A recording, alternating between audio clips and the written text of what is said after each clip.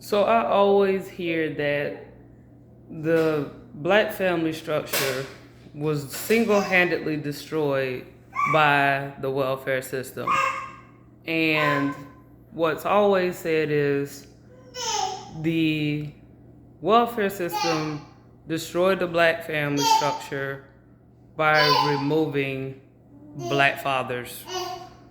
Like, the way I've always depicted it was like, you know, a family, a father, a mother, maybe 2 or 3 kids, and then all of a sudden, some white man with a government social services t-shirt runs in and just grabs the dad and just run out, never to see him again. Um, as ridiculous as that depiction sounds, every time I hear somebody say that, that's what I hear. That's what I see in my head. Because I have a different theory. I always have a different theory, right? So, this is what I'm thinking with Jazz making background music. I think that black people, we are a unique group of people because we've been observed ever since we were brought here forcefully by people who controlled our every aspect of life. All right, and so what I'm getting at is this is gonna be a leap. It's always been observed how powerful of an influence the black women were, and this is gonna jump, but I don't know if people are familiar with the mammy on the plantation, like her job, and I'm gonna just fast forward to just condense this. It's a lot of awful things with being a mammy, but it was like, I don't want to call her like the big mama of the slaves, but kind of like that. Like, keep the other slaves in line and all this, and she, everybody listened to her, and at no cost would you ever allow for the black male slaves to be dominant or in control or have any kind of sense of manhood, yada yada yada. Now I've condensed that horribly, I know, but I don't want to get away from my main point, which is in observing how black women can sustain in very impossible circumstances.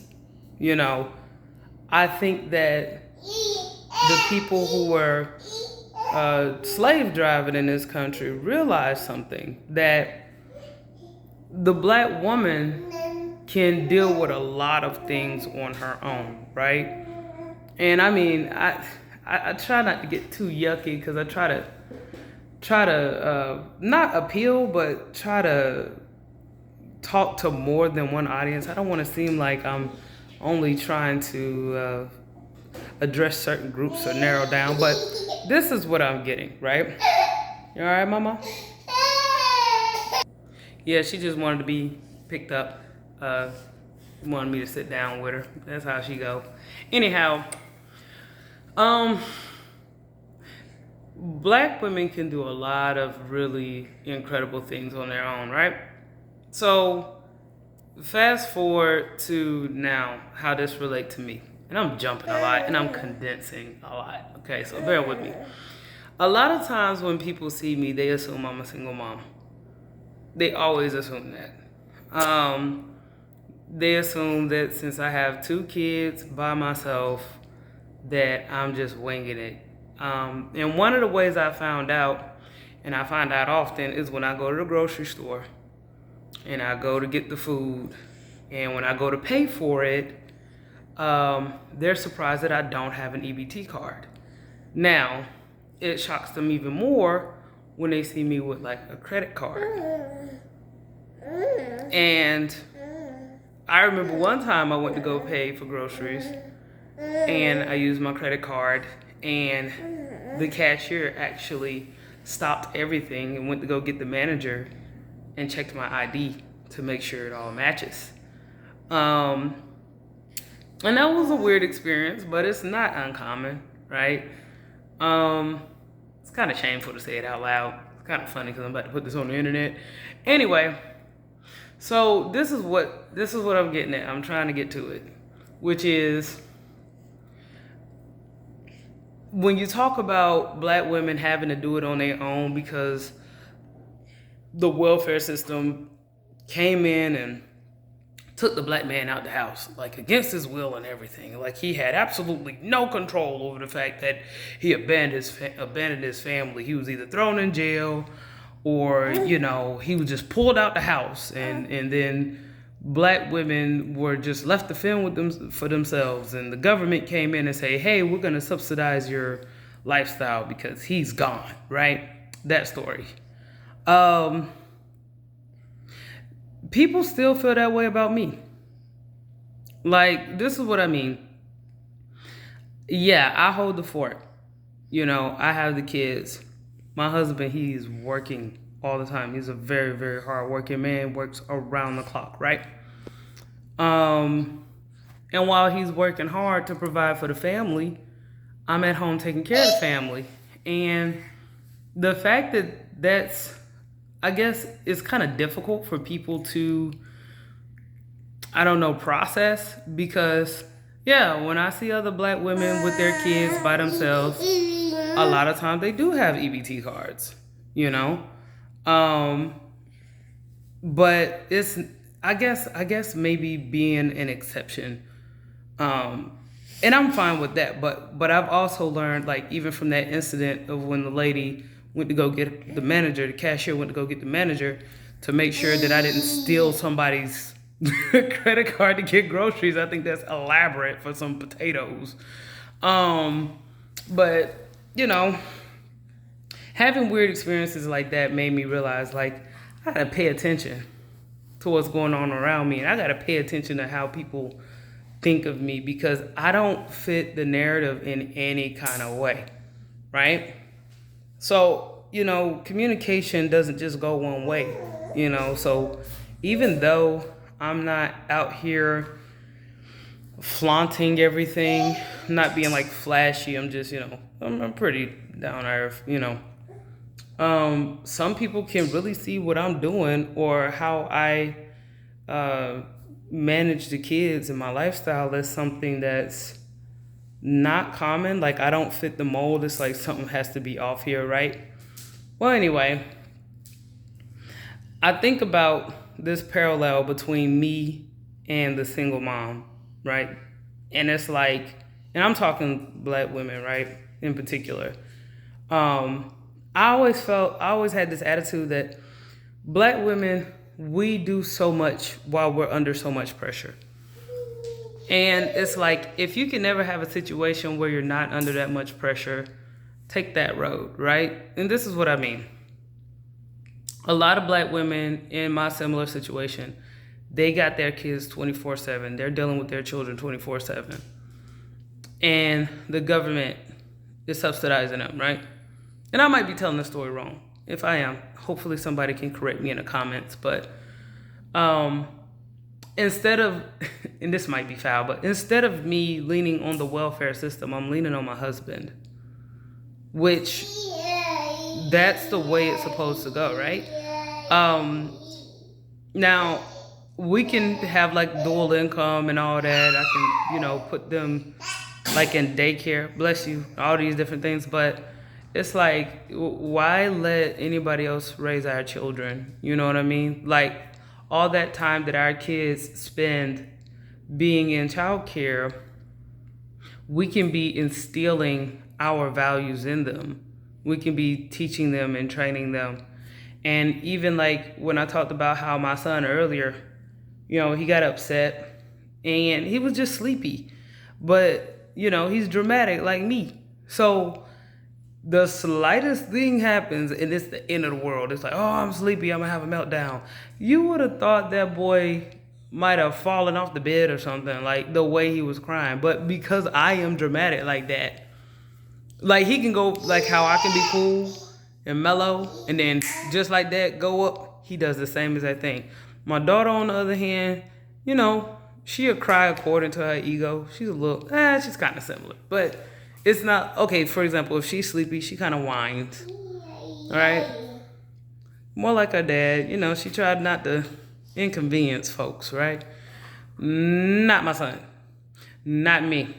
The minute something ain't going my way, the minute something ain't going his way, just a little, oh, you got me the Kool-Aid, but it's not the right flavor. I'm going to thirst to death. That's how we think. Not saying it's okay. It's the personality flaw that we learn to live with because we love each other, right? But anyway, I don't think the intention of being a single mom the way it is the way it's supposed to be. I believe that, and I'm just speaking strictly from the Black community, from what I've observed, I feel like it's almost the same because my husband and my family knows the kids are doing great. I'm doing great. They're growing up very well. And unlike the average Black woman that I see who's doing the same thing, I'm not waiting on the government to clear me a check. I'm not hoping that something come through. My economy is based off of my husband.